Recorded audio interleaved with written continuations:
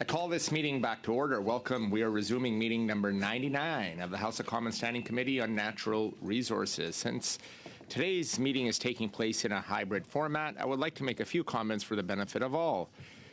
Before we begin, I would like to ask members and other in-person participants to consult the cards on the table for guidance to prevent audio feedback incidents. That would be these cards right here. Please take note of the following preventative measures in place to protect the health and safety of all participants, including the interpreters. Only use a black approved earpiece. The former gray earpieces must no longer be used. Keep your earpiece away from all microphones at all times. When you're not using your earpiece, place it face down on the sticker on the table for this purpose. Thank you for your cooperation. Zoom reminders, please wait until I recognize you by name before speaking. A reminder that all comments should be addressed through the chair. Additionally, screenshots or taking photos of your screen is not permitted. We are resuming debate on the motion of Mr. Angus and on the amendment of Ms. Stubbs. Now, I do have an established speaking order from last day. And Mr. Angus, I do see you're online and your hand is up.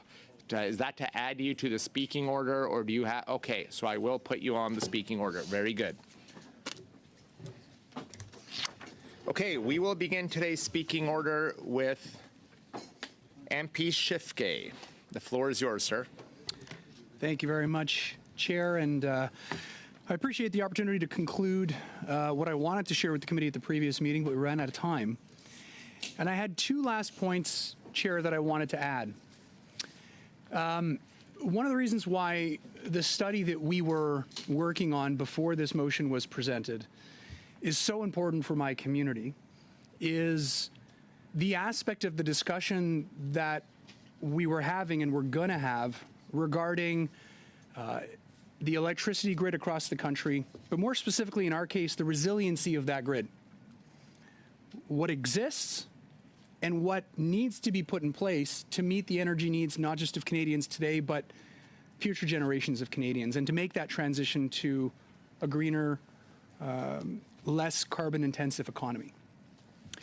And the reason that's important for my community and the reason why I truly want to conclude the study that we're on, first and foremost, before we move on to any other business, unless it truly is about the safety and security of Canadians, at which point perhaps I would have a different approach, is that the study that we're on, at least for members of my community, is about their safety and security. In the last, since 2017, so 7 years, Chair, my community has experienced two once-in-a-century floods, once in 2017 and then again in 2019, where the military, our armed forces, were asked to come to the aid of my citizens, removing them from their homes, putting in place sand walls to protect their homes, to protect critical infrastructure from the rising water. That's 2017, 2019.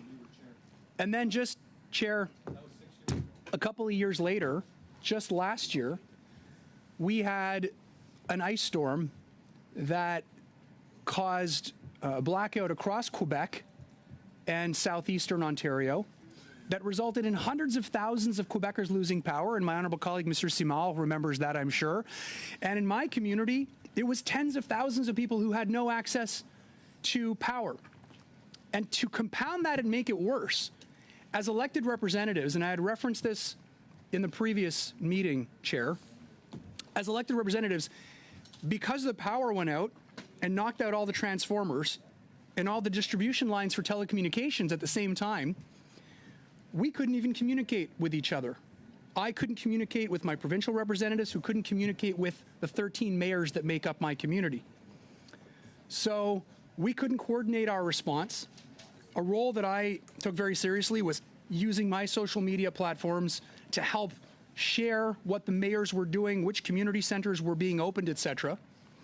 And I wasn't even able to do that. So it got to the point, and my team will remember this well, where every day for 4 days, I drove to Ottawa just so I could have telecommunications so that it wouldn't be my end that was causing the break between me being able to communicate with my fellow elected representatives or not. So I would drive in the morning, spend the day trying to communicate with my elected representatives, drive back home to be with my family overnight to make sure that they were protected because we didn't have power overnight as well. So for me, the important aspect of this discussion is, what do we need to do to Canada's electrical grid right now to make it more resilient? To ensure that whatever we are investing in not only looks to the future, but also addresses the challenges that communities like my community of Vaudreuil-Soulanges are facing right now.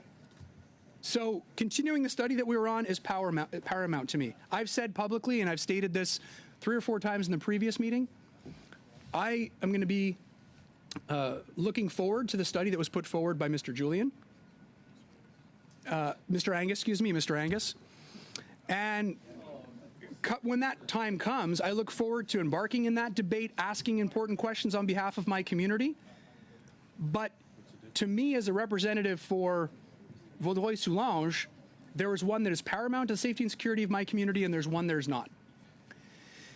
The second point I wanted to address before I turn the floor over to the next speaker, Chair, is the economic benefits of that transition, of those investments that need to come and are going to come in the next generation electricity grid that we need to put in place, the next generation of clean energy we need to put in place. And I feel that in that regard, Quebec is a leader. Quebec has not only been blessed with an abundance of hydroelectricity, which makes our electricity the cleanest in the world, which is why companies are coming here to establish their factories, to establish their businesses, whether it's the cleanest aluminum produced in the world, whether it's battery manufacturing plants, whether it's mining. They're setting up here because they know that to produce whatever they're going to produce and to be able to trade with our American and European counterparts who are all putting in place stringent measures to ensure the products that they're producing are as green as they can possibly be and requiring imports in the future to be the same. Quebec is not just resting on that, but they're looking for ways to build on that and maximize that access to the cleanest electricity that exists in the world. An example of that is the analysis that was done of transitioning to green technology, Chair. The Quebec government said, we have the capacity to produce certain things, we don't have the capacity to produce other things. The things that we can't produce, how can we build that in-house capacity to build what we need to build here to reach our carbon targets and make sure we continue to be one of the greenest places to produce electricity, to produce goods, and then sell those goods in the market. A good example of that, and Mr. Simard, I'm sure it's Mr. Shifke, I will ask you to pause for a moment. Mr. Shifke We needs have a a little point of breather order here. from Mr. Falk. Mr. Falk, point of order.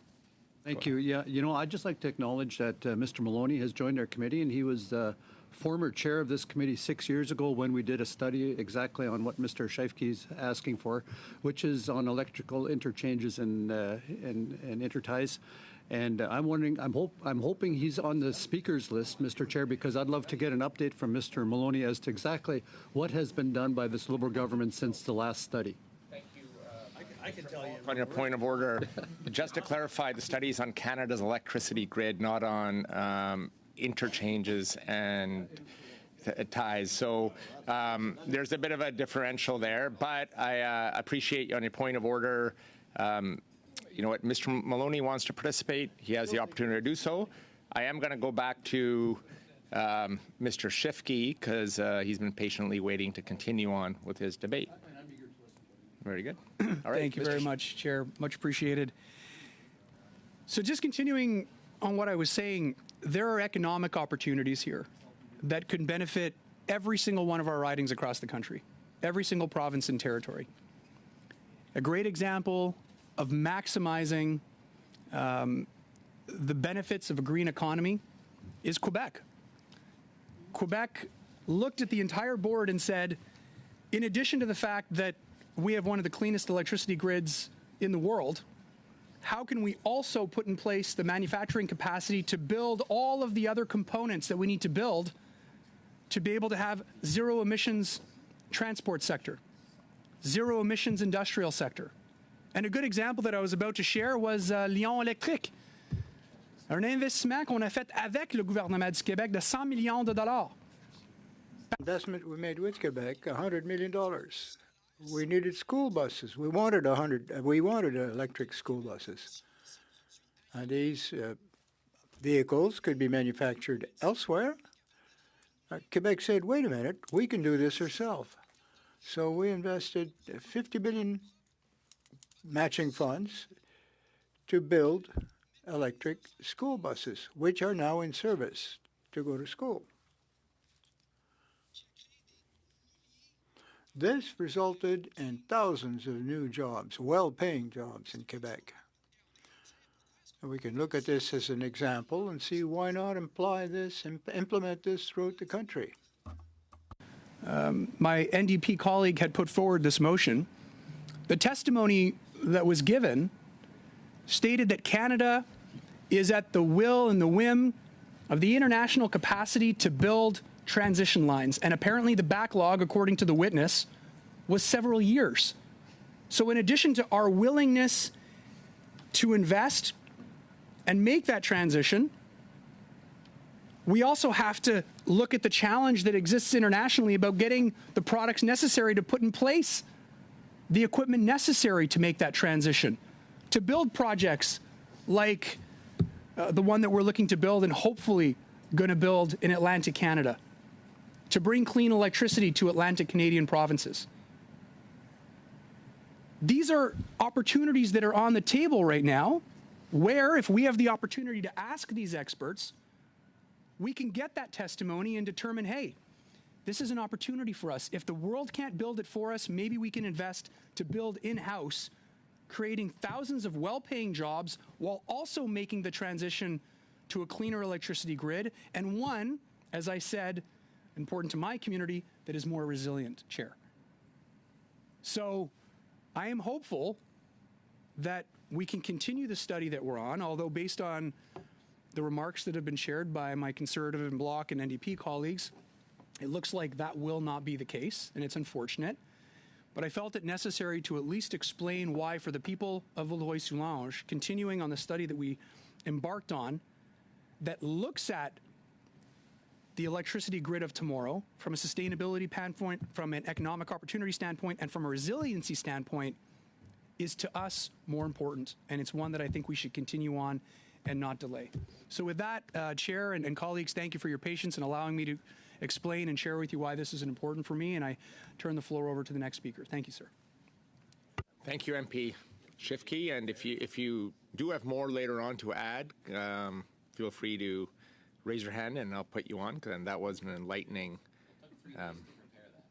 That was an enlightening intervention on your communities, and I'm glad I learned more about the challenges on electricity, and you brought that information to committee. Thank you.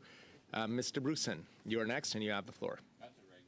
Thank you, Mr. Chair. And I do have to say I really appreciate everything that I've heard from my colleagues. Mr. Jauhari had quite a bit to share. I know that the reason he joined this committee, in fact, was his deep interest in this study about electricity. And so it's wonderful to have him here. I know that he has hosted meetings and been particularly engaged on this file. So it was interesting to hear his perspectives on it, and also to hear the deeply local impact of what we're talking about. Sometimes we spend a lot of time focusing on the national and the bigger picture, but to hear how this issue has such a deep impact on local communities, like Mr. Schiffke said out, was a really helpful point, because I'm going to remind everyone here, I support the motion brought by Mr. Angus. I believe that I can say that on behalf of all of my colleagues here.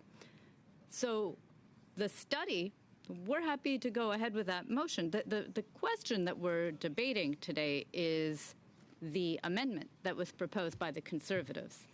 And that amendment is that we, after having prepared for this study on electricity, that we've invited witnesses. In fact, just last week when we had witnesses here, they weren't able to complete the testimony that they were here to give. We cut them short because of this motion, which is deeply unfortunate. I always feel so terrible when we have witnesses come, they prepare, they've taken time out of their days to be here and to share their knowledge with us, and then they get sideswiped. So I really wish that there had been a way that the motion and the amendment could have been brought at the end of that day so that we could have heard from those witnesses.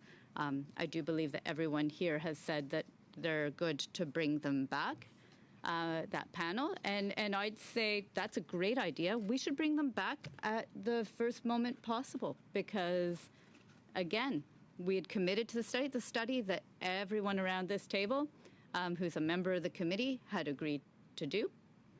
We had prepared to do it, so why not do that? And then we can get to the study that was brought by Mr. Angus. And I will add, though, that there will be some amendments. I said this in the first instance when I had spoken, that there are some amendments that we'll be proposing, particularly around making sure that communities' voices are heard on Mr. Angus's studies. But that's kind of jumping ahead of the cart before the horse to some extent, because right now we're still debating the amendment brought by the Conservatives that says, that's it, pens down, can't continue the study on clean electricity that you are ready to do. We're going to jump ahead to this new study. It's a bit like, watching some video games and like the fast movement of things where suddenly you have to change over to a new station. But I do want to say I feel that this electricity study that we had embarked upon is critically important in this moment for our country. It's timely. And there is no time like now to get started on it. This is an issue that is so important to communities right across the country. It goes to the energy needs of the future for our country, and I will talk to you a little bit about that. It goes to employment issues in our country and job possibilities. And I'll be happy to expand a bit more on that. It goes to the need to plan. And if we push it off, we're losing some precious time that we as a committee could have some input into that planning for clean electricity. And on that, I can't see why we wouldn't want to seize that opportunity now and make sure that we can help in that planning process. That's one of the things that I really actually quite treasure about committees is it gives an opportunity for parliamentarians, all parties, to hear from witnesses, to test what we hear by asking questions. It gives us an opportunity to hear from each other. I often say in my own community, there are kind of two bubbles. Like, absolutely, there's an Ottawa bubble where we hear what we hear, and you have to go back to your local communities to actually hear what people on the ground are thinking and caring about and their needs. But I'll add one more piece. There's also sometimes a bubble to our own communities when we come to Ottawa and we get to hear from each other about how things translate differently in different parts of the country. And I think that's one thing that we can forget. We have a very large country. We have a beautiful country. But our experiences are different from coast to coast to coast. And I actually treasure when I'm here that I get the opportunity to hear from people and learn more about their communities. When we're talking about this issue, about that we were embarked upon our study on electricity, that looks different. How we're going to manage these changes, the increased needs for electricity. How do we get to a net zero grid? How do we support each other across different provinces and territories? That brings that very regional experience that is very important to all of us. If we're looking at the timeline, because I believe that the last time we met, Mr. Jauhari was talking about, 25 years as a running timeline of what we're looking at. And Mr. Angus, I thought, questioned, that was the way at least I understood it, 25 years, isn't that a long time? So, like, where's the rush? But in fact, when I talk with people in the industry about electricity, 25 years is not that long of a time. And there are many different reasons for that. But if I was going to use an example, permitting aside, just the construction time for many of these projects is really quite long. You don't just build different electricity projects like that. One example is if we were going to take, for example, Site C Dam in BC. Construction began in 2015, the summer of 2015. So that's a construction date. I'm not talking about permitting timelines. I'm talking about when they began construction. And the completion date is now 2025. So that's 10 years. 10 years for the construction of a project. That kind of gives you an idea, 25 years in a window of it when you're talking about hearing from all of the experts about what are the needs, what's it going to look like. Hydroelectricity obviously doesn't work in every part of our country, so different needs, different forms of energy are going to have to be looked at. Even once that plan is laid out, then there's the time of working with local communities and stakeholders and getting their input. And then there's the part about permits and then finally construction. And so just really important to take into account that none of these projects just turn on a dime and happen very quickly. And I would say that, when we look at what different people are saying about the need to plan ahead, in fact, Bruce Power, which is a very important source of power in Ontario, I've said it before, I'll say it again, nuclear is actually what helped Ontario move from coal-fired electricity to a cleaner form of electricity. And that made huge changes. We talk about health implications. We talk about emissions implications. It got rid of our smog days. It was a big, big change. That didn't happen overnight. So, Bruce Power was saying nuclear refurbishment projects require meticulous planning and coordination.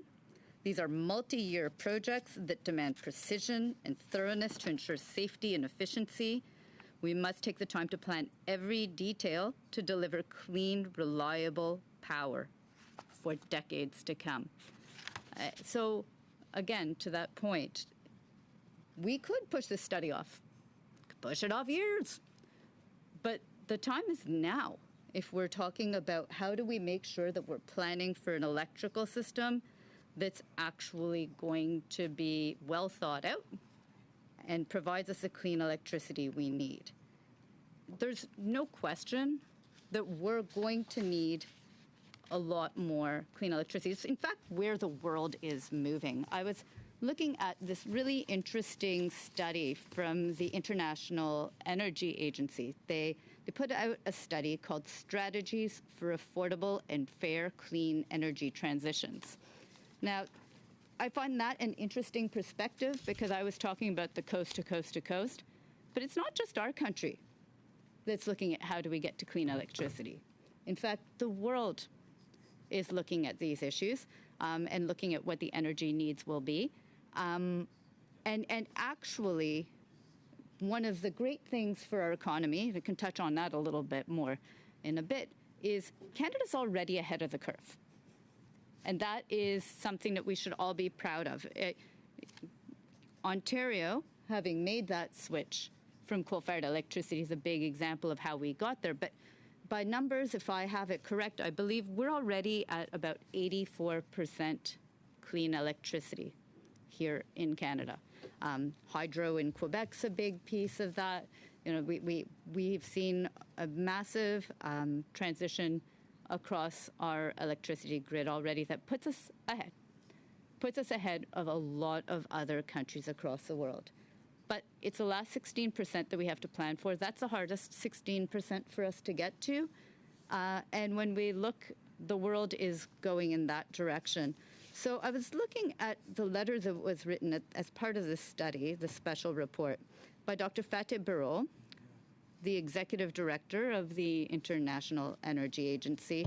And in that opening letter, he writes, as we consider the energy technology pathways available for communities and countries worldwide, it is essential to keep in mind that many of the clean and efficient choices are also the most cost-effective ones, typically because they require much lower day-to-day spending on fuels to operate.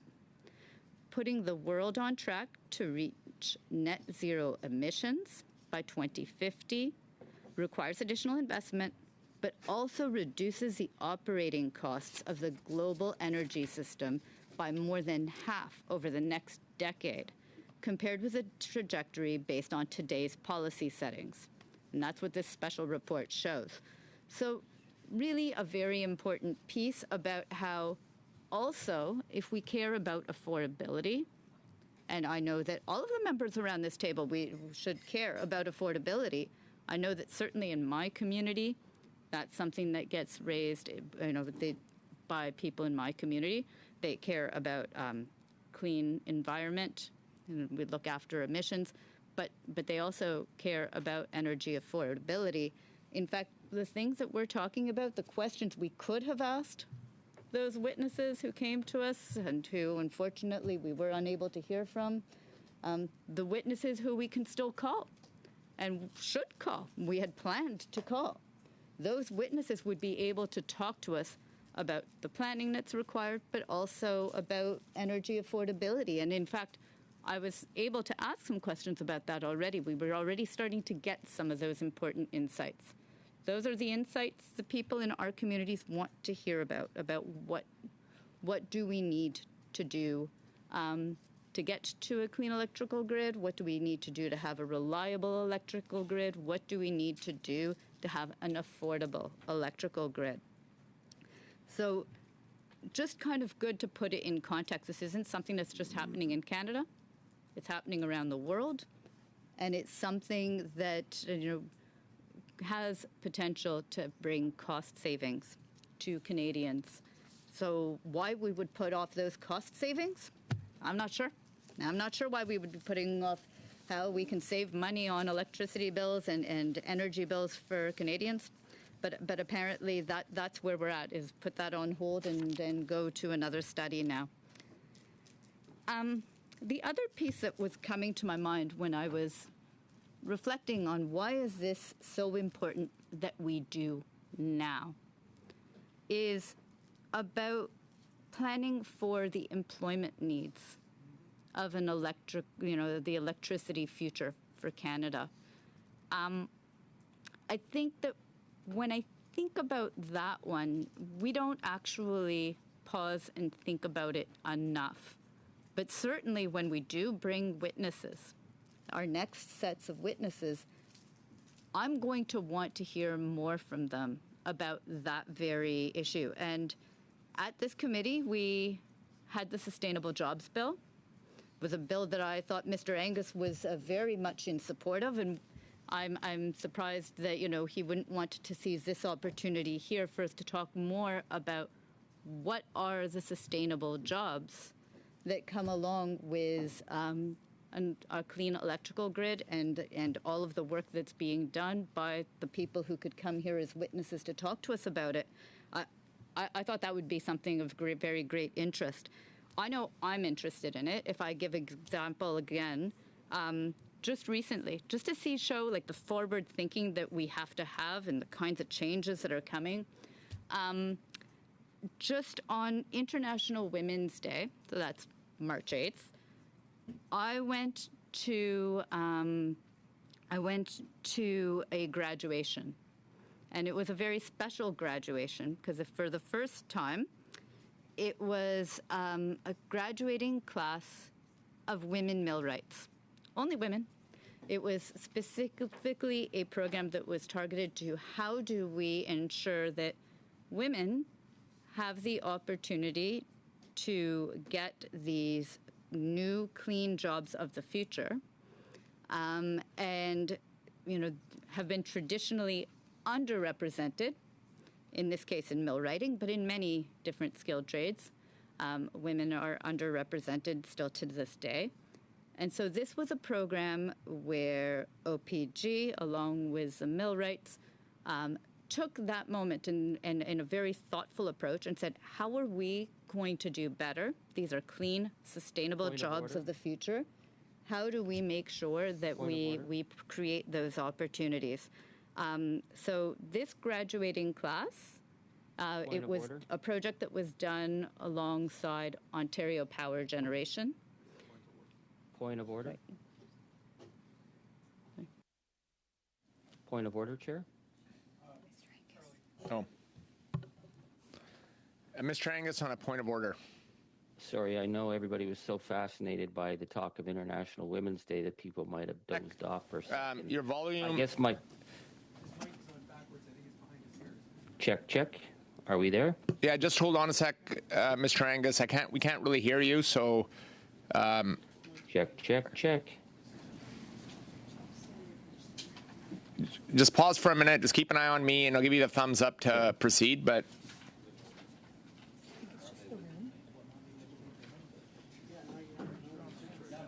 can you try now, Mr. Angus? Check.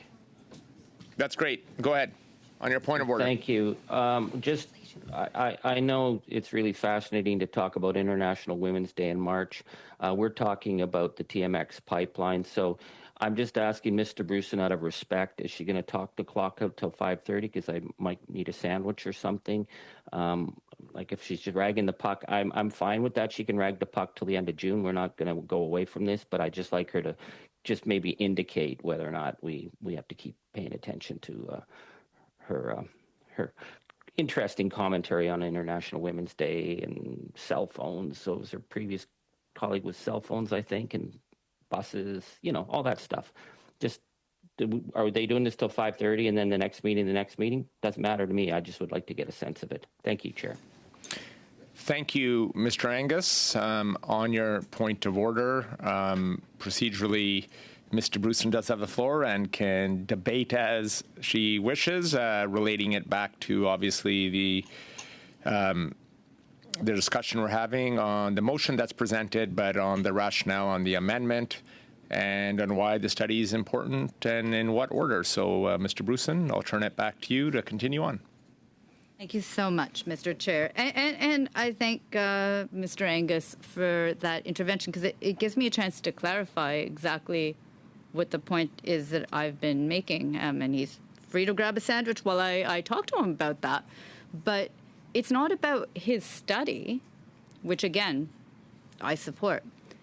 It's about the fact that there is an amendment proposed that means that we don't get to go ahead with a study that we were engaged in, that our committee had agreed to do, and that we had already begun to call witnesses on.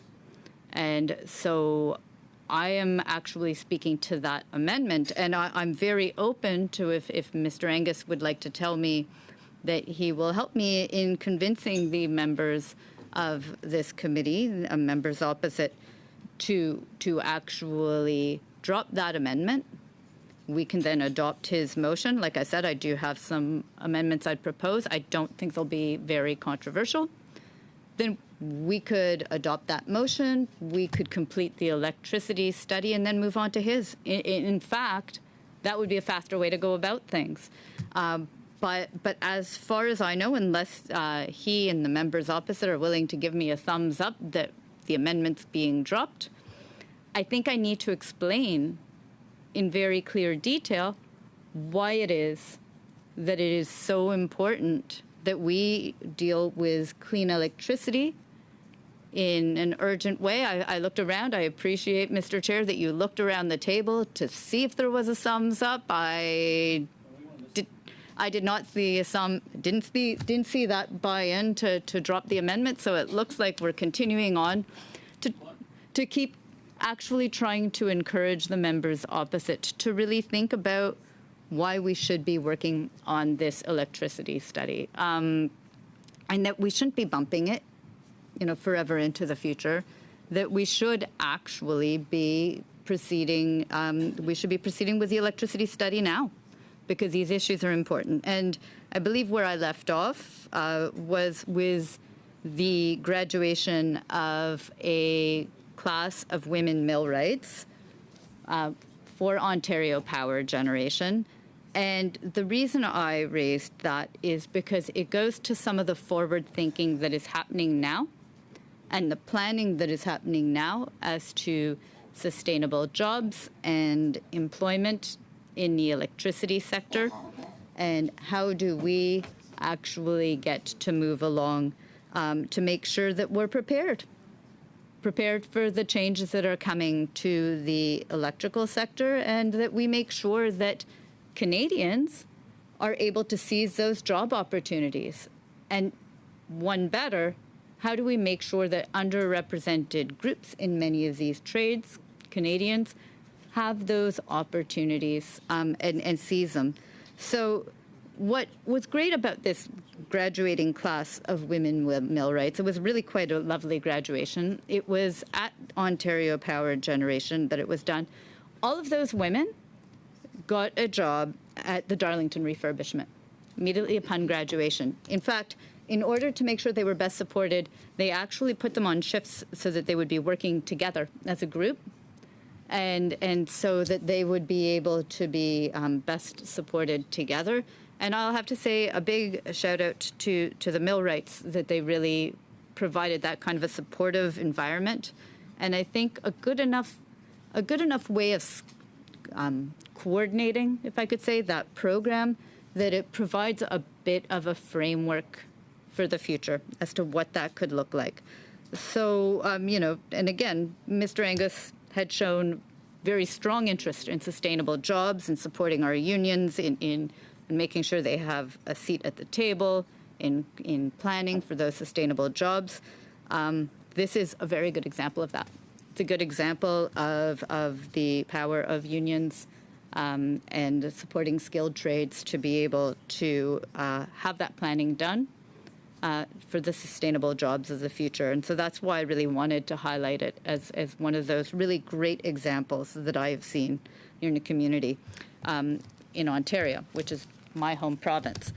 But what I found really interesting too, because talking about it, and I would really hope that we'd be able to hear from them, is that Electricity Human Resources Canada actually did an entire study specifically on this issue of what are the employment needs that we're going to be facing in the electrical industry or the electricity industry going forward, and what's the planning that we're going to have to do. Why is it important that we do this now, the study now, that we start looking at what are the labor force needs, what are the supply chain needs, what are the impacts, what are the impacts of delay, and what are the impacts of different decisions that we could make.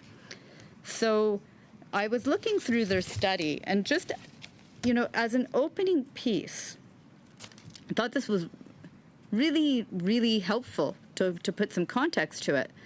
They say it's a message from Electricity Human Resources Canada and Ontario Power Generation, and they say, our sector employs more than 110,000 people across Canada who are responsible for the generation, transmission, and distribution of electricity. Vast teams of skilled workers are there for Canadians 24/7 in communities nationwide, keeping millions of homes and businesses powered up. And I think that was very much actually going to the point that was raised by Mr. Schiffke about, these are the workers who make sure that we have electricity and energy in our homes, and through different crises that we face in different moments. So, they're talking about those jobs as we go forward. And so they go on to say, however, Canada's electricity sector is experiencing change on an unprecedented scale. Decarbonization and expansion of electrification initiatives are driving investments for clean, affordable, and reliable energy to address climate change for a healthier planet. New technologies for smart homes and smart cities, electrical vehicle integration, small modular reactors, SMRs, and the increasing need for energy efficiency and energy storage are all factors that are reshaping how we generate, deliver, and use electricity. By the way, all those are things that we could be asking witnesses about and studying, like all about the impact of these new technologies, about energy efficiency, and how is it reshaping, how we generate, deliver, and use electricity. That's what I'd like to know, and that's what I would like to be asking witnesses about. But unfortunately, right now, looks like that study would be bumped, and we wouldn't be able to get answers to those questions. So it goes on to say, as we work to reduce climate change emissions, there will be a tremendous impact on the labour market for Canada's electricity sector. This transformation will require workers with different skill sets and new knowledge, many more than are employed currently, as new priorities on clean growth and electrification change the human resources landscape. The two key drivers of total workforce demand are retirements, followed closely by growth in the sector, which currently outpaces the broader Canadian economy. And I'd like to pause on that for a moment, because that's really quite a bit to say that the growth in the sector outpaces the broader Canadian economy. That gives you a sense of the breadth of what we're talking about here. We're talking about some very big, momentous changes that are happening in electricity.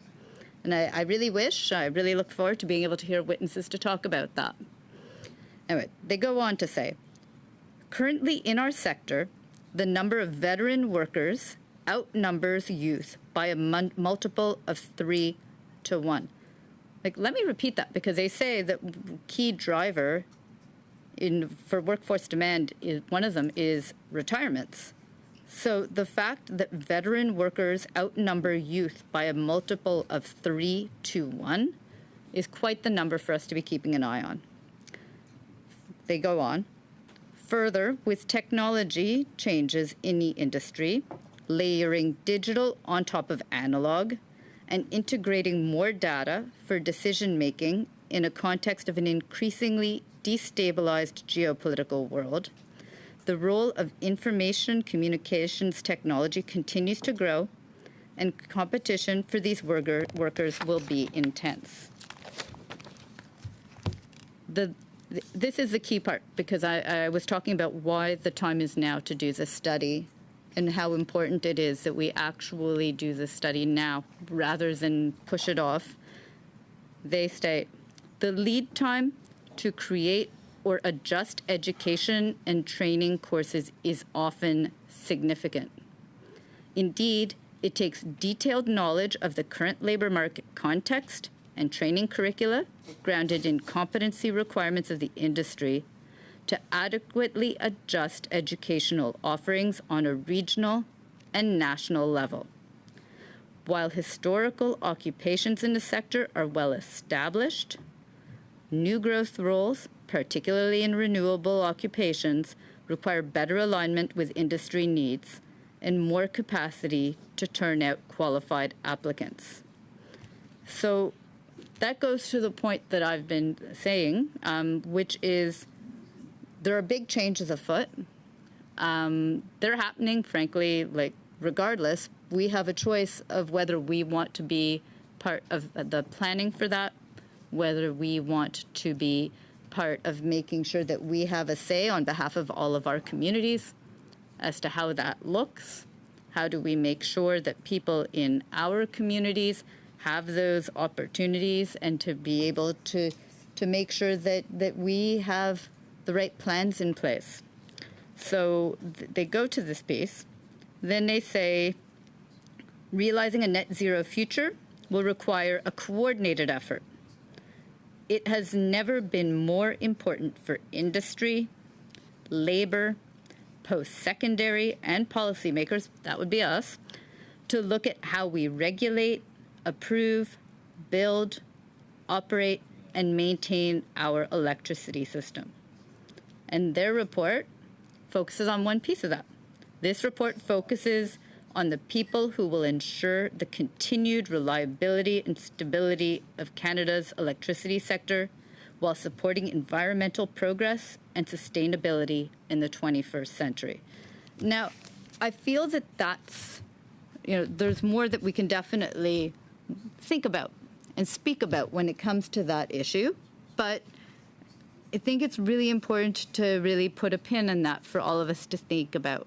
What is the importance of taking a moment on planning and really thinking about how this goes? And we could be bringing these experts.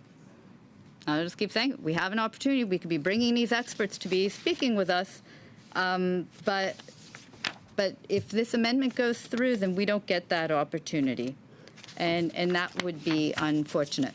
Now, look, I'm going to go a little bit more into that piece. But before I do, I actually was also taken by something that had been raised. I think it was Mr. Patzer, but I could be wrong, who said, we haven't been doing anything. I think it came up even today about what have we been doing on electricity? And the answer to that is there's actually been so much that's been done on electricity. We have a point of order from Mr. Patzer. Mr. Patzer on the point of order. Yeah, thank you. I haven't actually had the floor yet today, so I haven't had any comments up until this particular point in time. But it was actually a witness that we had in the first and only meeting that we had on the study that actually the witness said there's been nothing done since the report that Mr. Maloney was the chair of the committee at the time that did a report on this. So, that's where those comments and remarks come from. Thank you, Mr. Patzer, for your point of order on that point of clarification. But I'll remind members at this time, point of orders are not for debate. Just a reminder for everybody, not just you, Mr. Patzer, but others as well, to use point of orders for procedural items. It's a good reminder. So, anyways, Mr. Bruson, I'm going to go back to you.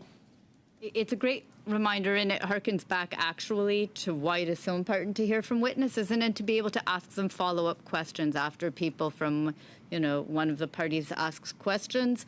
We have several rounds, as you know, Mr. Chair, because you are the person who helps us to keep organized on all of that.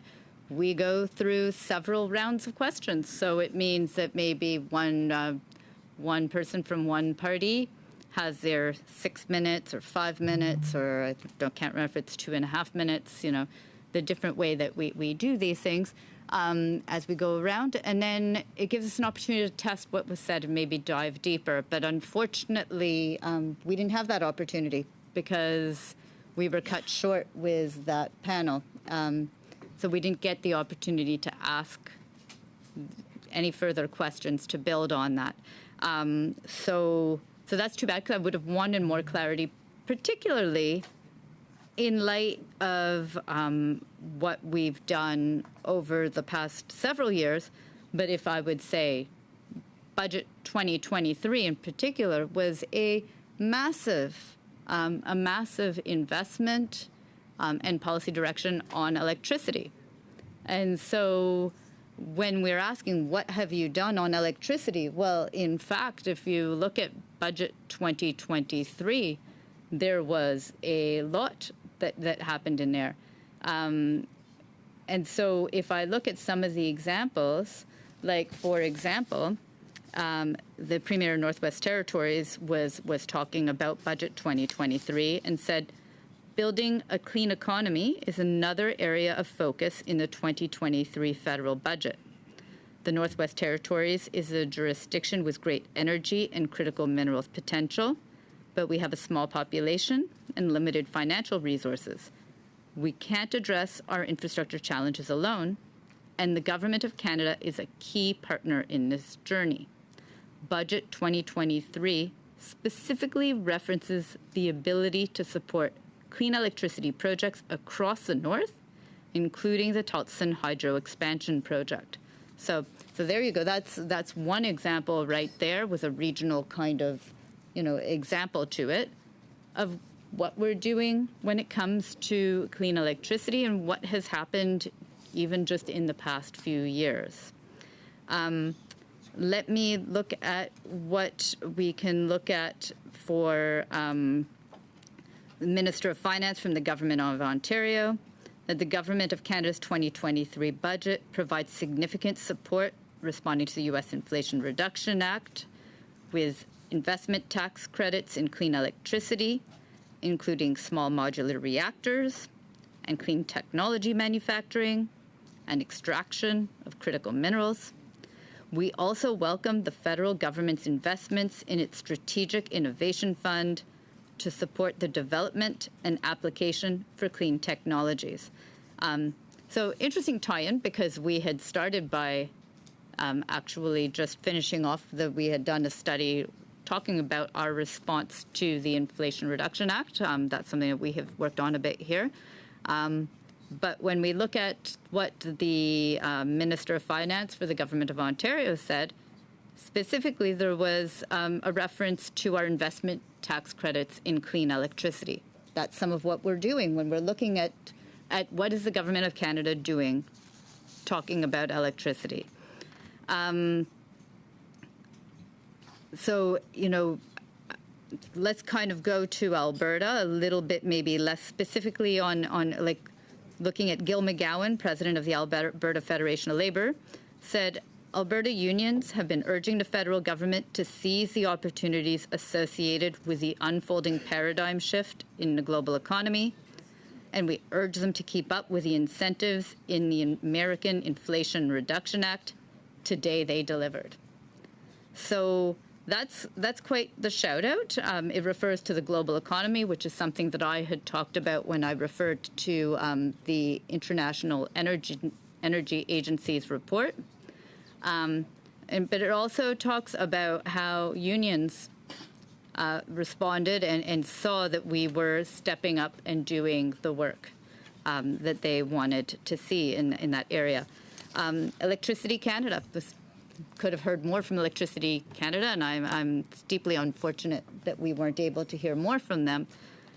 But in response to Budget 2023, they said, Budget 2023 makes transformative investments in the affordability of Canada's electricity system. The new Clean Electricity Investment Tax Credit will help Canada's electricity sector build the clean, affordable, and reliable grid that we need. So I would have liked to ask about that, right? Like when the question was asked about what has the federal government done, well, Electricity Canada themselves said, that in fact, we were making transformative investments in the affordability of Canada's electricity system. That's what we've done. That's what we've been doing. That is what our focus has been. And it's been developed by listening to stakeholders, people working in the industry, workers in unions working in the industry. We've developed this groundwork, and that is a good example of the type of work that you can see that we've been doing. But I didn't get a chance to ask we didn't get to follow up on that because the study was just cut short. And that's why this amendment that's being proposed by the Conservatives is so troublesome. It just cuts us short with no ability to be able to follow up on some of these points and see about, what are the next steps, what's the other planning that needs to be done, where do we go from here, and how do we make sure that we set this all in with our voices, the people at this table, being able to make these recommendations as to next steps. Now, I've also talked, we talk about, and I've been mentioning the emissions piece. I've been focused a lot more on the affordability piece, but this is also about the environment, absolutely, when we're talking about electricity in our electrical grid. And so, what did the David Suzuki Foundation have to say about this? And while I hear, Mr. Patzer questioning their credibility, I was just asking, what did they say about this? Because I believe that they're a strong voice when we're talking about the environment. So what did the David Suzuki Foundation say? I'll tell you. They said, historic investments in clean electricity in budget 2023 could make Canada a global leader in the clean economy. There's still work to do, and that we need to keep on working. This is just a paraphrase. They say, we need to ensure effective policies are in place to address the climate crisis. So, historic investments could make us a global leader. More work to do. Let's talk about what more work we need to do. Let's make sure that we bring these witnesses forward and we actually get to know more about what we need to do. But unfortunately, if we cut this study short, we don't get to ask those questions. We don't get to hear that expertise. We don't get to make recommendations. It seems so simple to me, Mr. Chair, when I think about it. Like, we just have to drop this amendment, adopt the motion, talk about maybe some amendments. How do we make sure community voices, for example, are included? And then we could move on. Hear from all the people we want to hear from on clean electricity, move on. But unfortunately, for some reason, that's just being put to the wayside when we look at this amendment. So I, think that we should also talk about, because I've talked a bit about nuclear as we've had these conversations.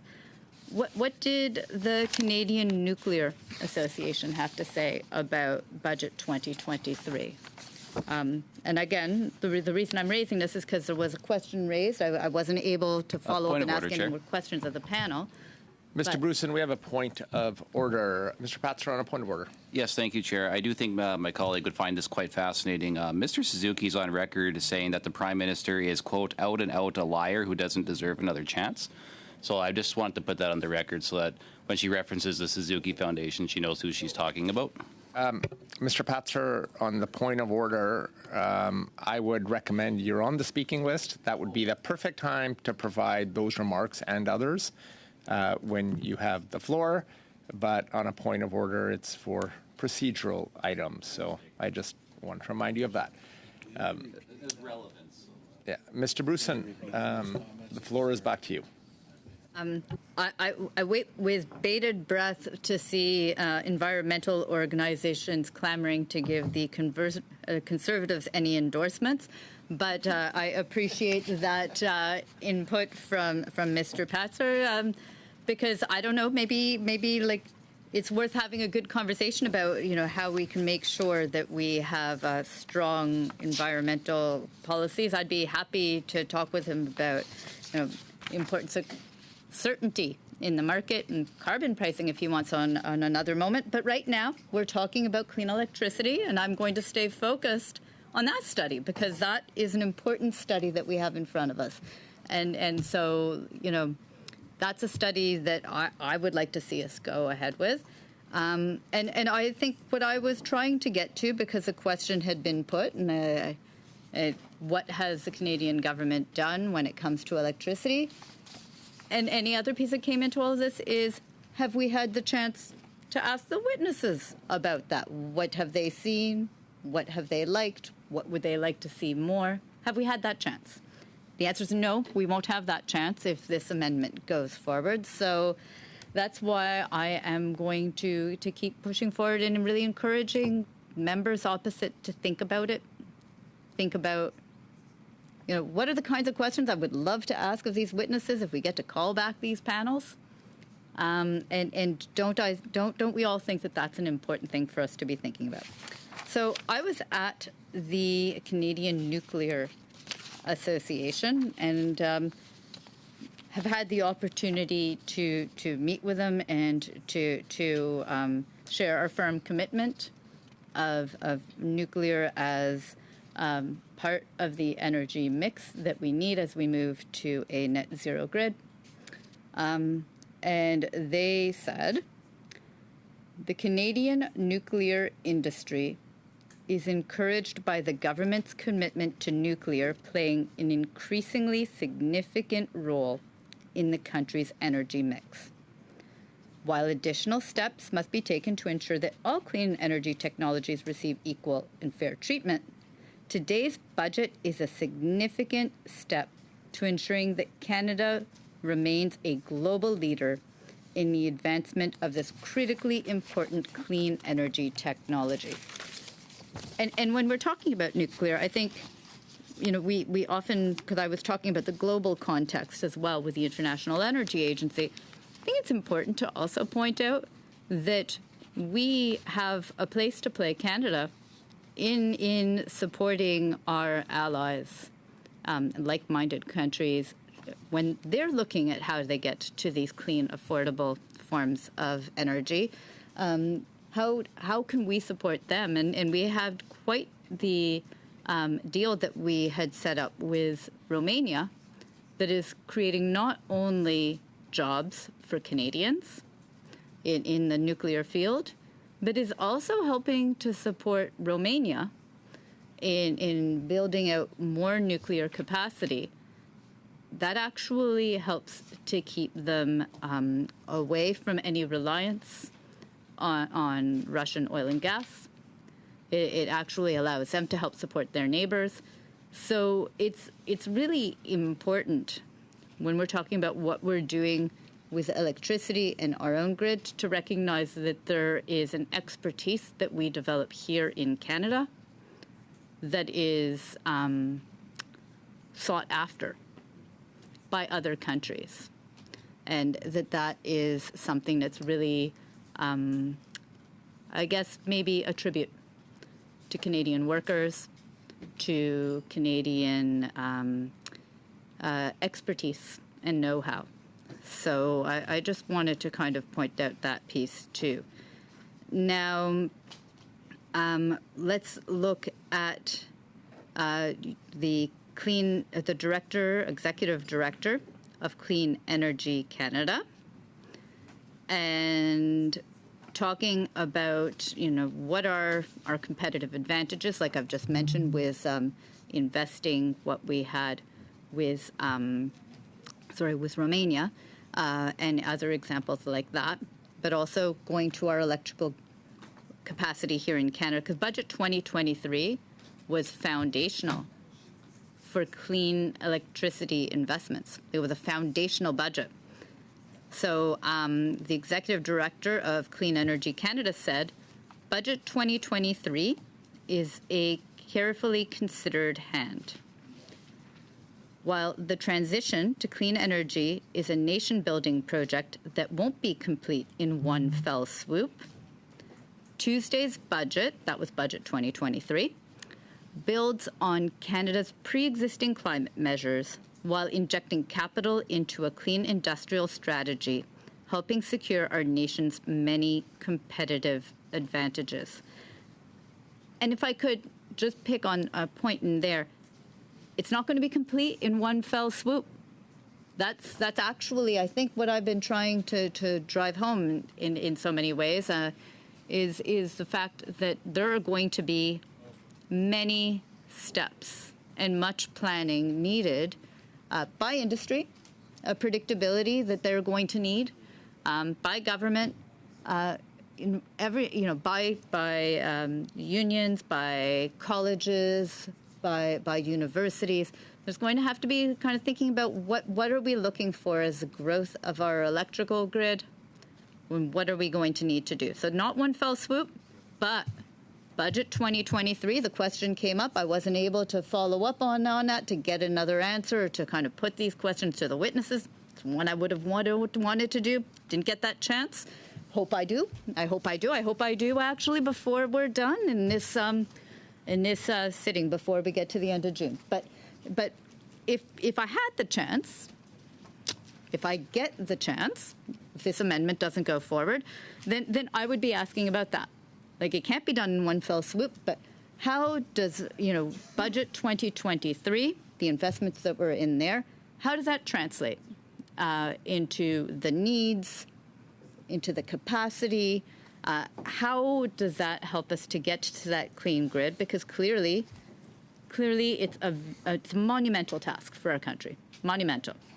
So that's, that was a piece that I was really interested in learning more about.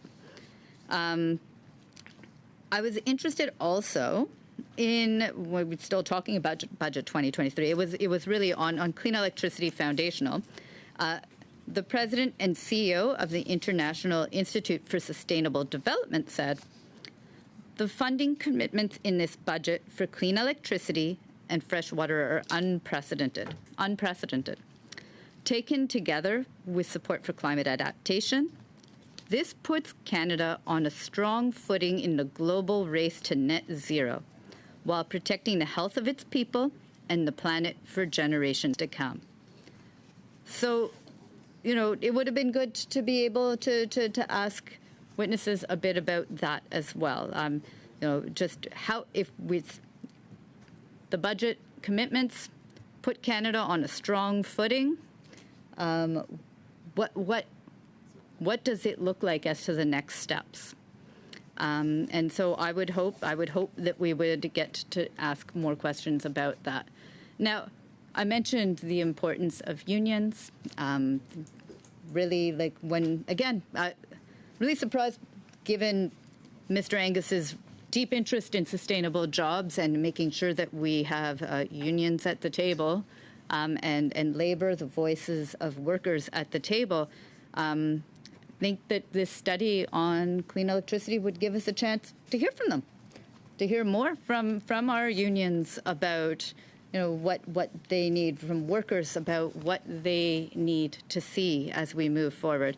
But let's talk about Budget 2023 again, because it was also the question of what have we done on electricity. The International Brotherhood of Electrical Workers also made a statement about Budget 2023. And what they said was the IBEW's 70,000 members in Canada strongly support the Government of Canada's 2023 federal budget, which delivers the tools to tackle climate change and create well-paying, high-quality union jobs in Canada that can support Canadian workers and their families. That's quite the statement. Like, when I hear that, I hear 70,000 members. That's a lot of people. And they're talking about how that budget, 2023 budget, which had such an important investment in electricity, not only was delivering the tools to tackle climate change, but to create well-paying, high-quality union jobs in Canada to support Canadian workers and their families. When we're talking about affordability, when we're talking about making sure that we have a strong economy, when we're talking about the future of our country, I think that those are all the things that we should be looking towards. Fighting climate change, making sure Canadians have high-paying, well-paying, quality jobs to support their families, and that builds strong communities. Again, I'm going to want to make sure that when we do bring, a chance to bring an amendment to the motion brought Mr. Angus, going to want to make sure those community voices are included in that study, because I think it's so important that we will be able to do that. So I think that we need to really take a peek more at that piece. Now, I want to also get a chance, because we have different perspectives, like I said, from different parts of the country.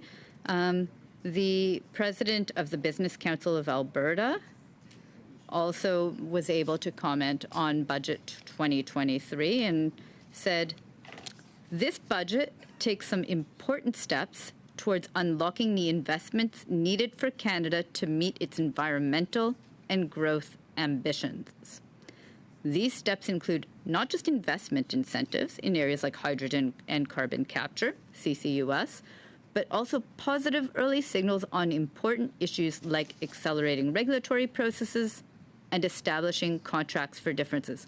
By the way, contracts for differences are about carbon pricing, just in case that needs some explanation, and that's about making sure that there's certainty in carbon pricing for industry when they're looking at how to move forward. So what I'm hearing from the president of the Business Council when I read this is that Budget 2023 by this federal government was supporting environment. And again, I've underlined a few times the importance of environment and emissions when we're talking about electricity, but also our growth ambitions. I know that when I'm thinking about the next generation, I'm thinking, how do we make sure we support those growth possibilities, those job possibilities? How do we make sure that they have a strong economy for the future? The electrical grid is going to play an important part of it. It's literally the backbone to everything we do. I think when we heard Mr. Shifke talking about, what was happening in his community of it's Vaudreuil-Soulanges, making sure that there's a strong, reliable, affordable grid. That's actually what people in his community and all of our communities are asking for. So just an important piece there. Now, there was also, I think, a question about interties. I believe there was a question about studies that had been previously done on interties. What's happened? What's new? Well, so I'm really happy because I get to kind of comment slightly on this about another comment about Budget 2023. Again, if I can say, Budget 2023 was foundational on electricity and clean electricity.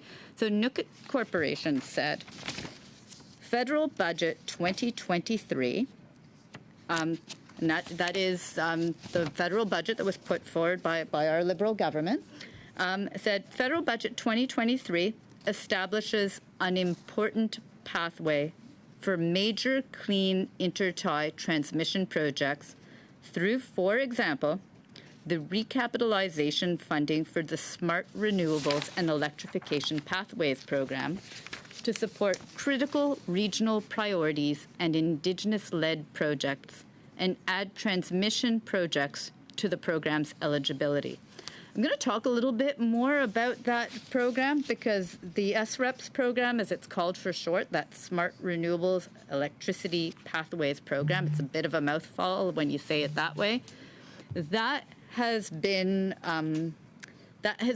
such a foundational, important program. I hear about it all the time, actually, for all the different kinds of little projects that it supports right across our country that help build those building blocks that we need for clean electricity.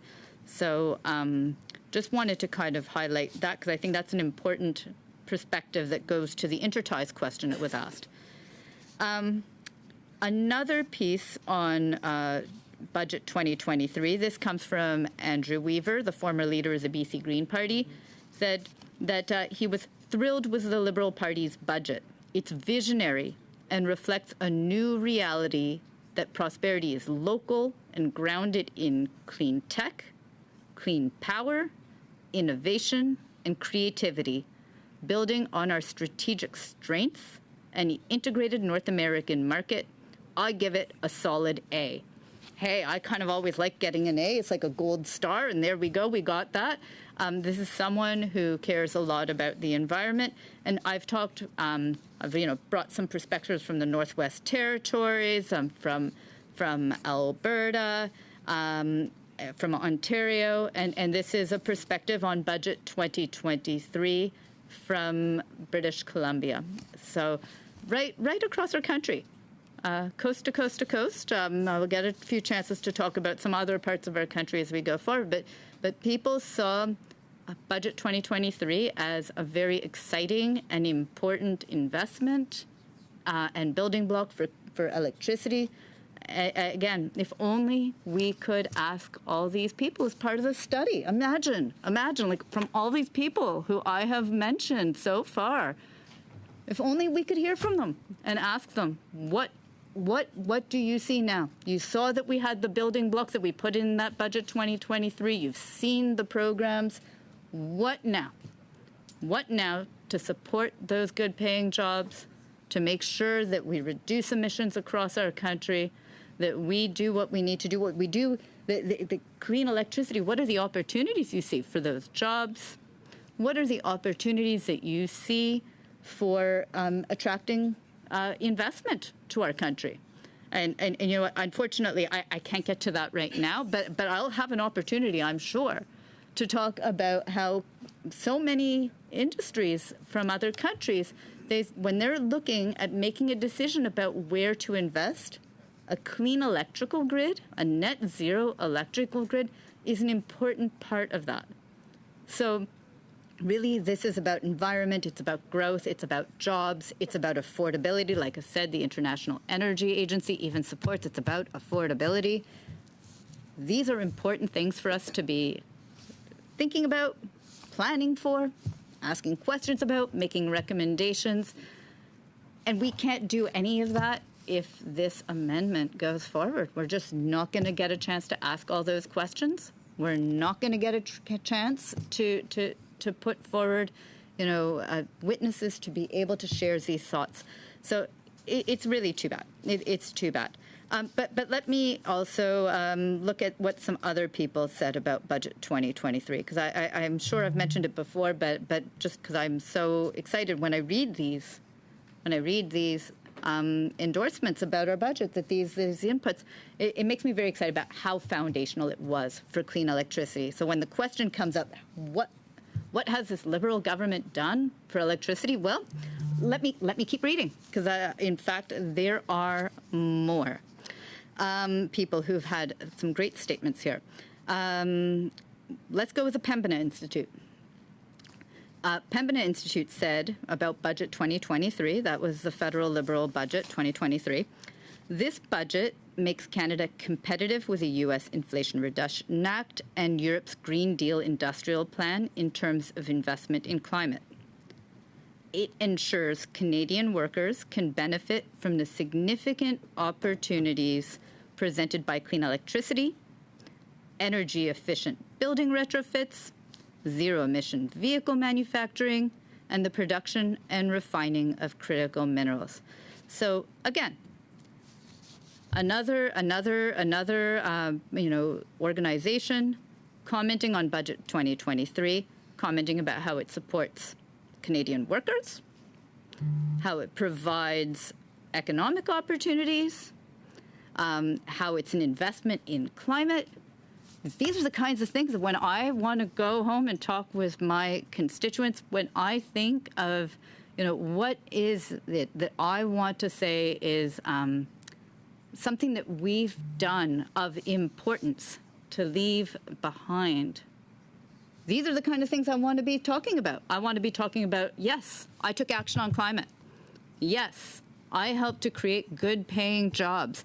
Yes, I was part of a government that made sure that we were growing the economy and doing all of these important things. And these are the kinds of things that if this amendment wasn't put forward, I would be asking more about.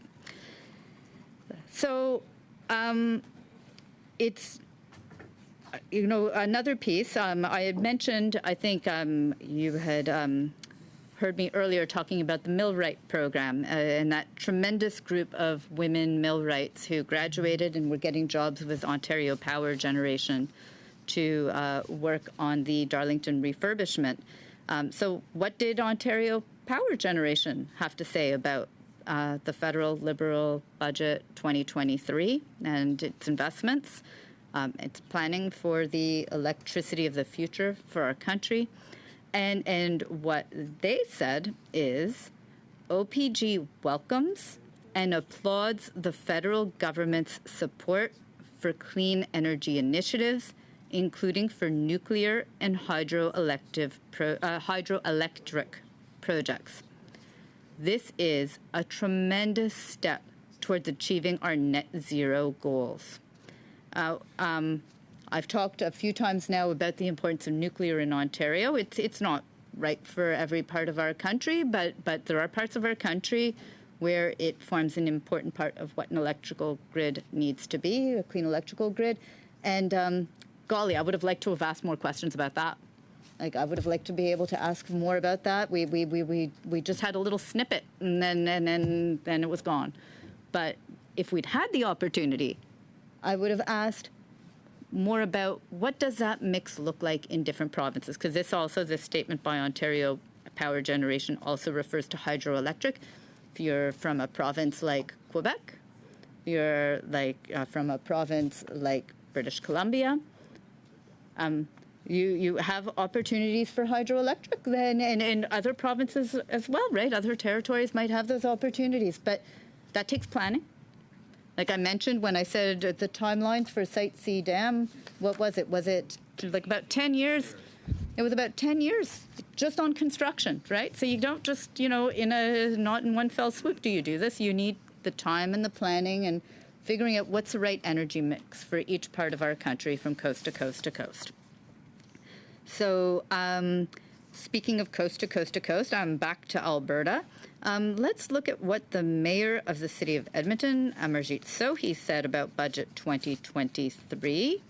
And what he said was, the incentives to support renewable energy, hydrogen, and growth in the clean tech sector will help grow and decarbonize our economy while creating well-paying middle-class jobs.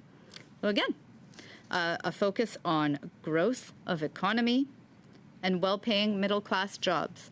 I think that that should be something that we all share as things that we would want to see, learn more about how we can keep investing in it. And the reason I'm really kind of going through these statements, Mr. Chair, is that, it was raised. Has this federal Liberal government done anything on electricity? And time again, as I'm going through this list, we're hearing from people who said, oh, yes, they have. In Budget 2023, we see that commitment. We see so much work that's being done. We see the opportunity.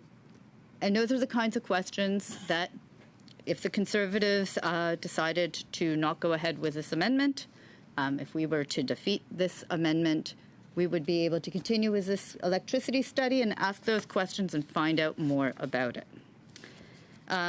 Let me see, because more pieces about it. I mean, I've talked about the parts about the different unions that have responded to it. And one thing I thought was interesting, actually, I'm an Ontarian, so I'm always interested in what's coming out from Ontario.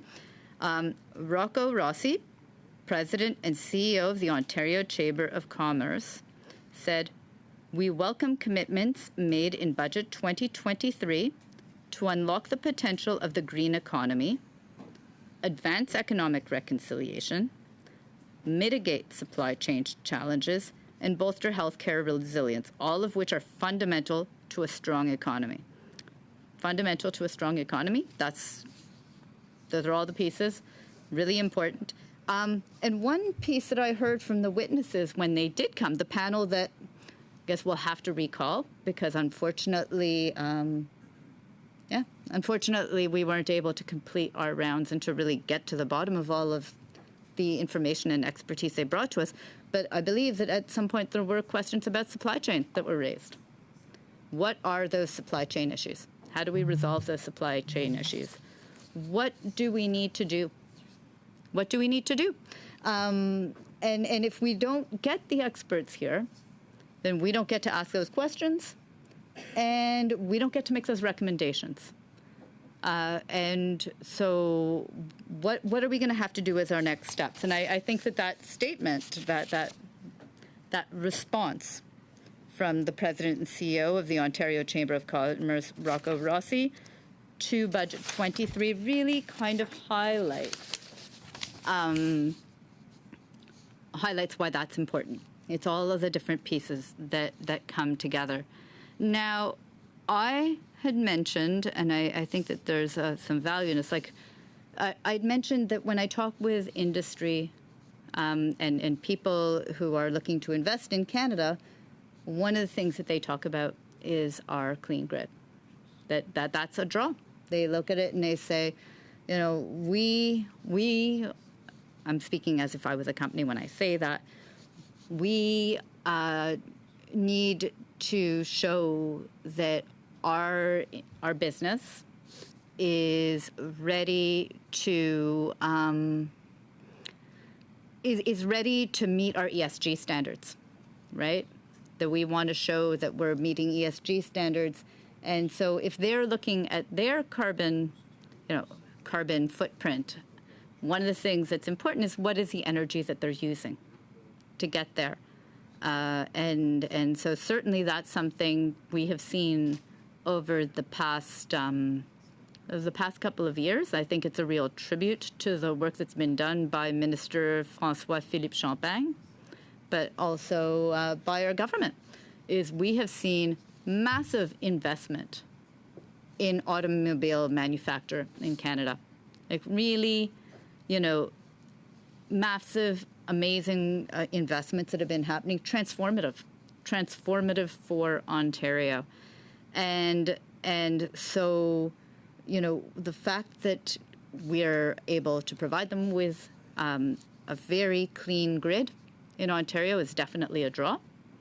But the other thing that we have to think about, and I feel like I'm going to get a chance to get to that a little bit, is knowing that we are attracting such manufacturing to our province and to our country also means we're going to need to bring more, we're going to need more electrical grid capacity to meet that. There's going to be, it's the double piece to this, right? It's great news we're attracting this investment. It's creating good paying jobs in Ontario. When I'm talking about auto manufacturing, I know in Quebec there's also been investment in the industry, particularly on the battery supply chain side. So when we're talking about that and that draw, that's great news. It's great that we're able to attract those investments. What are we also going to have to do? We're going to have to make sure that our electrical grid keeps up. And those are the kinds of questions that, again, if we bring those witnesses, if we get to continue with this study, if we can ask those important questions. And honestly, the time is now, right? Because they are building their manufacturing capacity right now. Those lines are going to be opening up for those battery manufacturers, for the electric vehicles, to build the vehicles. Those are going to open up, and we need to be able to keep up and to keep doing the work that we need to do. So the time is now. But if this amendment goes through, Mr. Chair, we're going to be just putting this whole study back further ahead. We're not going to be able to ask those questions. We're not going to be able to really get to the nitty gritty of what are their needs. We go to even the different, find out provincially, regionally, what are going to be the needs? How is it going to change? How can we support each other across provinces and territories? We're not going to get that chance. So back to Budget 2023, because it was such an amazing budget when we talk about things like clean technologies and electricity. And as I think you probably will have seen by now, because I've been able to go through these statements, it was really well received, really well received. Canadian Vehicles Manufacturing Association, that's what really got me thinking about the automobiles, actually. They said, Budget 2023 recognizes the competitiveness challenges posed by the U.S. Inflation Reduction Act and introduces several new measures in response that will help to level the playing field for automotive and battery supply chain investments. So that's an important piece. And then, my final quote before about Budget 2023, before I can talk a little bit about some other pieces that I had in mind, is from the Executive Director of the Marine Renewables Canada. So that quote is that the upcoming launch of the Canada Growth Fund and the tax credit for green hydrogen could play a significant role in catalyzing Canada's first offshore wind to green hydrogen projects, as well as the associated electricity infrastructure needed. I mean, think about that. All those pieces right there in that first sentence, right? We're talking about green hydrogen. We're talking about offshore wind. We're talking about the associated electrical infrastructure. All right, so I go on, sorry. So back to the Executive Director, Marine Renewables Canada, said, we are also pleased to see further support for other marine renewable energy technologies through the investment tax credit and commitment to improve regulatory processes to achieve net zero goals, we know Canada will need 2 to 3 times more clean electricity. And this statement is a positive step towards meeting those climate goals. So again, the reference to the fact that we're absolutely going to need more electricity. We're going to need more electricity to meet our climate goals, but that budget 2023 was a significant step forward. One piece of that really got me thinking when I read that is about C49. C49, offshore wind, Newfoundland and Labrador and Nova Scotia. We had worked with those provinces to come up with a regulatory framework that we need to be able to develop that offshore wind industry. It brings so much opportunity to the Atlantic region in our country. Again, we're talking about good paying jobs. We're talking about clean electricity. We're also talking about, again, I had mentioned, when I was talking about nuclear, I was talking about Romania and how we were supporting nuclear in Romania. Well, with offshore wind, Germany, another one of our allies, came and talked with us and said, we have this need. We know that we need to transition from the forms of energy we're using. We don't want to rely on Russian oil and gas. We want to make sure that we have, allies that we can work with. And hey, Canada, we're looking to you to help supply us with green hydrogen. We believe in you. And we were able to be those people, like to be that country of opportunity, that ally. And the C49 offshore wind is a critical piece of that. And it was really quite unfortunate that it took us such a long time to pass that bill that we weren't able to really get that kind of support I would have liked to have seen to get through this process more quickly, just because there was such opportunity. And frankly, it's also about working with our provinces and territories, right? They wanted this. This was, C49 was about agreements we had reached with Newfoundland and Labrador, with Nova Scotia. They said they wanted to partner with the federal government. That's our role, right? A responsible federal government, that's our role, to be able to be good partners. And so I was really happy that we were able in this committee finally to get C49 back out and to pass that through because it is so important. It's important to us. It's important to the opportunities in our Atlantic provinces. It's important about the partnerships we have with our Atlantic provinces. And it was really an opportunity about how can we also help internationally? How can we be that source of clean electricity? And like I said, the International Energy Agency itself points to this global need for clean energy, and that's actually where the world is looking to build. So that, just an important piece. Now, I also, because I was troubled when I heard this idea that, Canada hasn't done anything on electricity. And I've gone through multiple examples of people who've actually, and organizations and unions that have looked at Budget 2023, not just Budget 2023, but they were commenting on Budget 2023 and said, yes, Canada has done that heavy lifting when we look at electricity.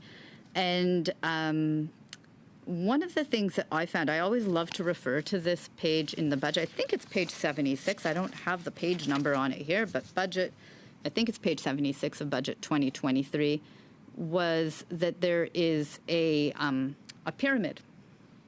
It's Canada's Plan for a Clean Economy. It's described in a pyramid, and it's a great way of kind of looking at how all the pieces of the puzzle fit together. So I find it a helpful tool. And at the bottom of the pyramid, like one foundational piece for that is pollution pricing and the regulatory framework. So that includes large emitter pricing systems, contracts for differences, clean fuel regulations. That's kind of the base of this pyramid. And then you take the next step and you have the investment tax credits, which includes clean electricity ITCs. It includes clean hydrogen ITCs. It includes clean technology adoption, clean technology manufacturing, like all these types of ITCs. They are the next part of that pyramid that kind of builds on there. And so they also form an important part. And I think that when I was reading through some of those statements in reaction to Budget 2023, they talked about how those ITCs were another foundational piece to the work that our government is doing on supporting clean energy in our country. Now, the next part of the pyramid, we're going kind of like tighter up here, is the strategic finance piece. So that's the Canada Infrastructure Bank. It's a Canada Growth Fund. And I'm sorry, I'm going to digress for 1 second, because when I talk about the Infrastructure Bank, like a lot of people were asking, what does the Infrastructure Bank, what is it going to do? And one amazing project, if we're talking about clean electricity and energy, is the Oneida Battery Storage Project in Ontario. I believe, I stand to be corrected, but I believe it is the largest battery storage project in North America. If it's not North America, it certainly is for Canada.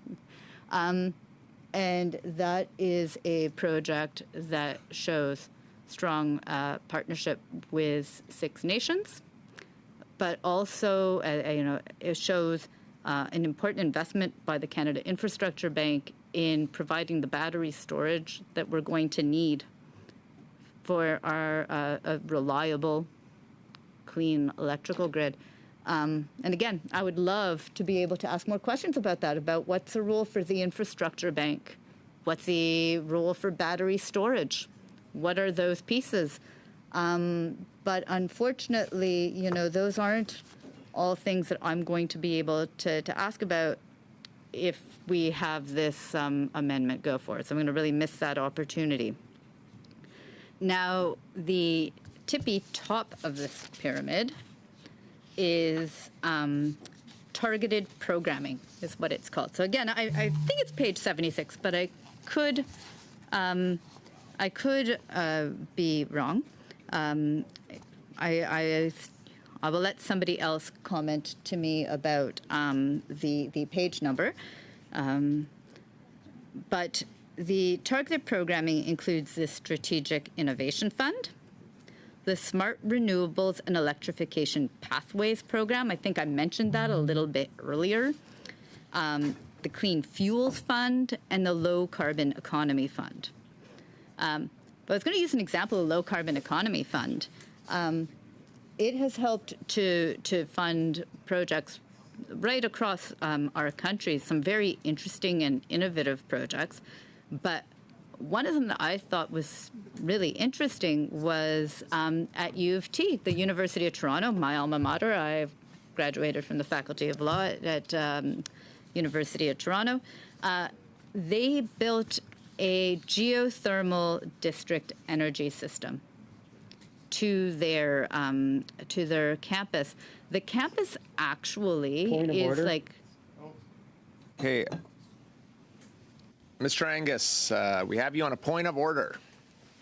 Yeah, I know we only have 15 minutes left and the clock's going to be talked out, so I might not get a chance. I just wanted to get a sense from you, Chair, how many meetings do we have left? Because for every day that Mr. Bruson decides to waste our time, we have a report that we didn't get finished, there's stuff we need to do. So could you tell us how many meetings we have left that we're going to have to sit through, Mr. Bruson and her colleagues, filibustering our efforts to move forward with my other colleagues? I think we're all in this together. We've done some great work, but it'd be good to get a sense of how many more days this is going to happen before the summer recess. Mr. Angus, we do have about 15 minutes left in today's meeting. And if we go up to June the 20th, we have 6 meetings remaining. Okay. Thank you so much for that. That's I just needed to know that. Thank you. And Mr. Angus, I know you're online. I do have you on the list. So if we get to you today, we may. Just be prepared.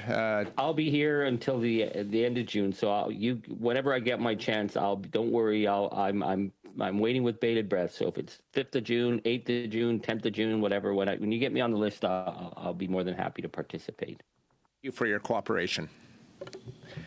Mr. Bruson, back to you. No, I appreciate that. I appreciate that he's waiting with bated breath, and I appreciate that. I appreciate that he has an interest in all of this.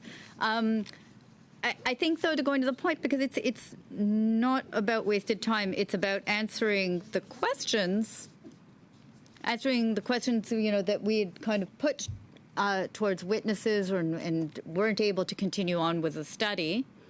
And it's about trying to make sure that we outline for everyone here why it's so important that we go ahead with the electricity study. And then when we're done with that study, let's go to Mr. Angus's study. Again, a study that I've said that I agree to. So I am good to go ahead with that study. I will probably be proposing some amendments. Like I said, make sure we have community voices included. But we have a study before us. We have a study before us. We had a panel before us ready to answer our questions. We had to dismiss them before normal time would have been. We had a project plan for this study, and we haven't been able to continue with it, and we won't be able to continue with it if the amendment proposed by the Conservatives goes ahead.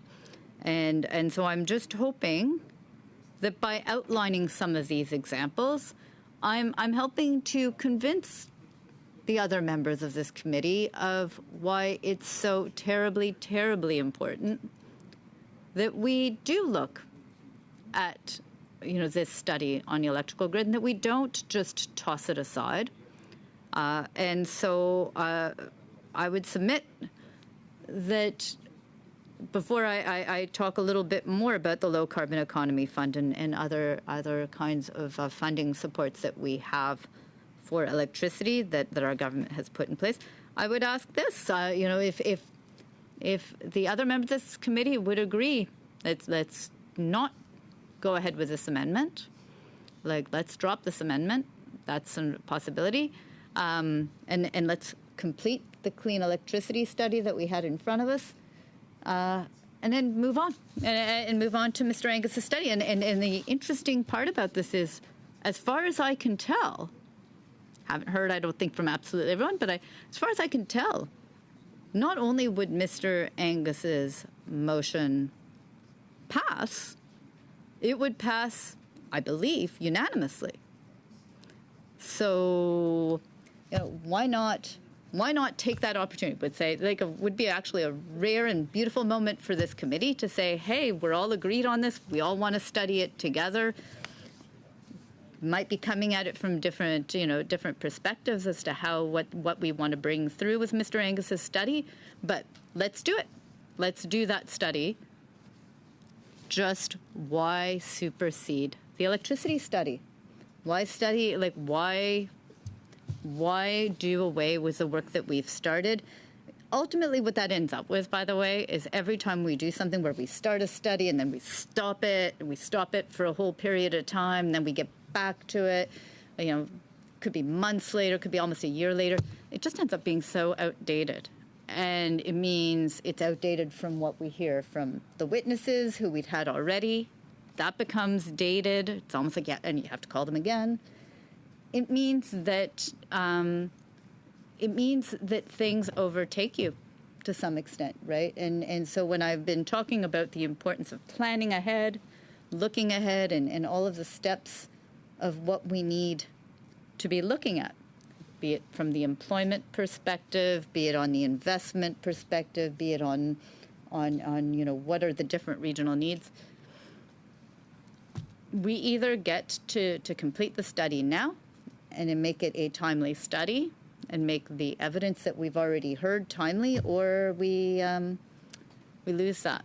We lose that, and it becomes an outdated study that we complete, a year from now.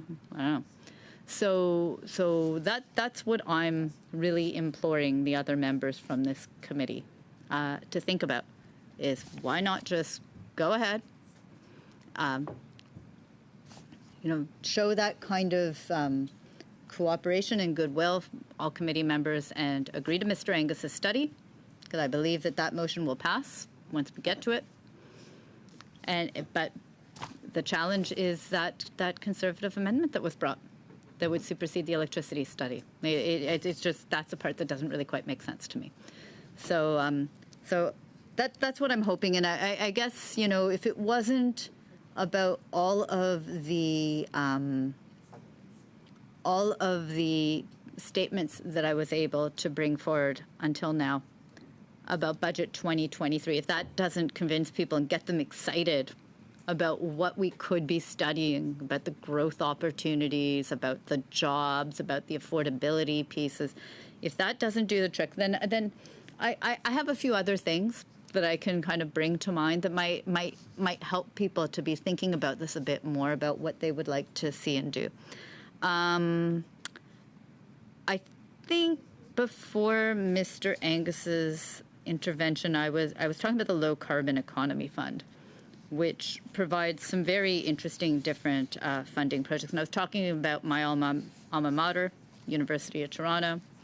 And University of Toronto, actually, this was interesting to me, but it makes sense when you think about the size of not only all of its buildings, but also all of its, the number of students on campus and faculty, like so many people. It's really like a small town. And they built a geothermal system right in the center of their campus. It's a district energy system. It actually can help support the City of Toronto system a bit if it has excess energy along the way. And so Low Carbon Economy Fund helped them to do that. So that is a great support to reduce emissions. It makes actually... I'm going to have to actually look into it again. But I think University of Toronto has actually been rated one of the top universities from a clean energy or environmental perspective. They also are building tall timber, but that's for a whole other study on another day. So anyway, that was just something... that was just something that I kind of wanted to flag about the Low Carbon Economy Fund in the targeted programming. So that's the top of the pyramid when we're looking at clean electricity. It's all those building blocks that kind of fit together. And I hope that it kind of goes to show that, in fact, Canada's been doing a lot. Our federal government has been doing a lot to put in place all of these building blocks to make sure that we have what we need to have that strong, affordable, reliable, clean electrical grid. So that is, some of the stuff that you have seen. Now, the other piece, because I've been talking about economic growth, but one of the parts that I would be really interested in being able to ask more questions about when we talk about electricity and our electricity needs, is the impact of artificial intelligence on our energy needs as a country. When we look at this budget 2024, there were investments in artificial intelligence. It's a growing sector. It's certainly a sector that we are trying to grow in our country. Provides a lot of opportunities, again, for different kinds of good-paying jobs, right? Like it's a different kind of part to the economy that we're growing. And we talk a lot. I talked a bit about how the auto sector investments, battery technology, manufacturing, all of that brings with it needs for more energy. But what I hadn't really focused on and what I would really like a chance to ask witnesses about is what is the impact, what do we need to be thinking? Again, it's probably going to have regional implications of AI on our electricity needs. So when I look at that, I was reading some articles and just getting some information about it, and there was some work about what is even a need to have Energy Star ratings for AI models.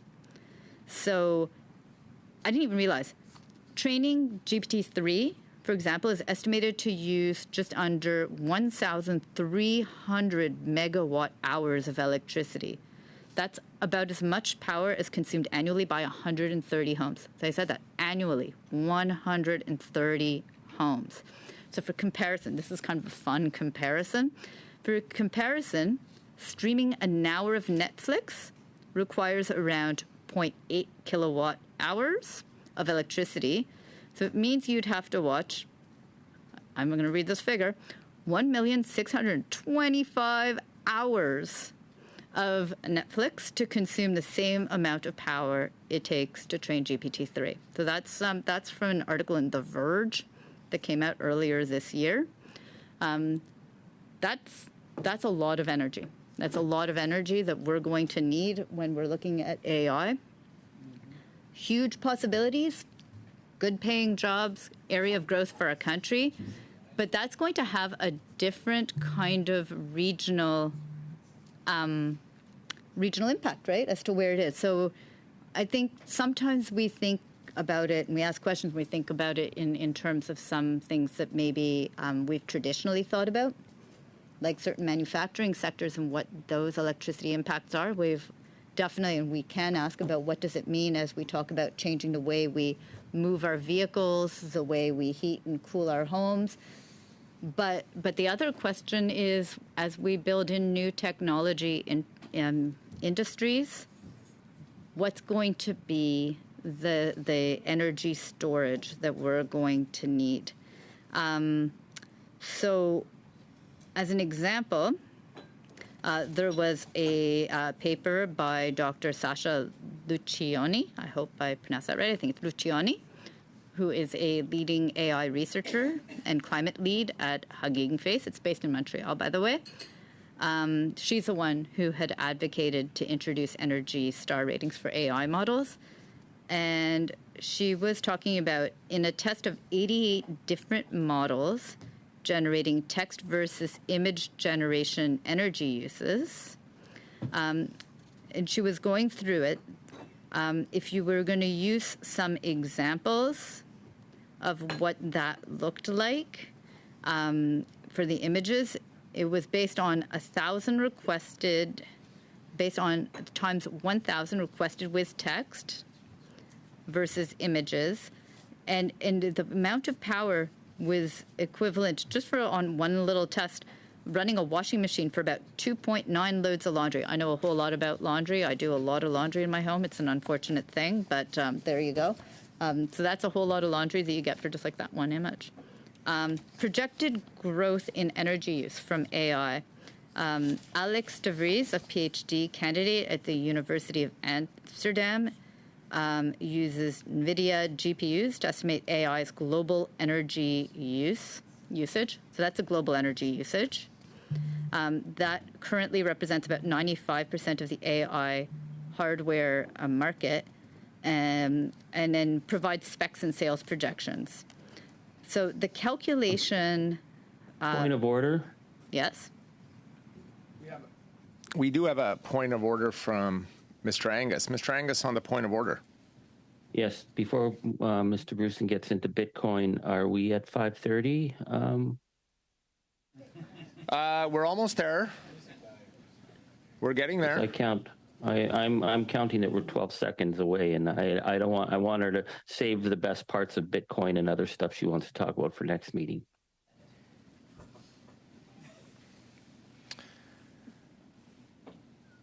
Okay, well, it is, let's see here, 5:30 on my clock, so thank you, everyone, and we can pick this up next week, and we can adjourn the meeting for today.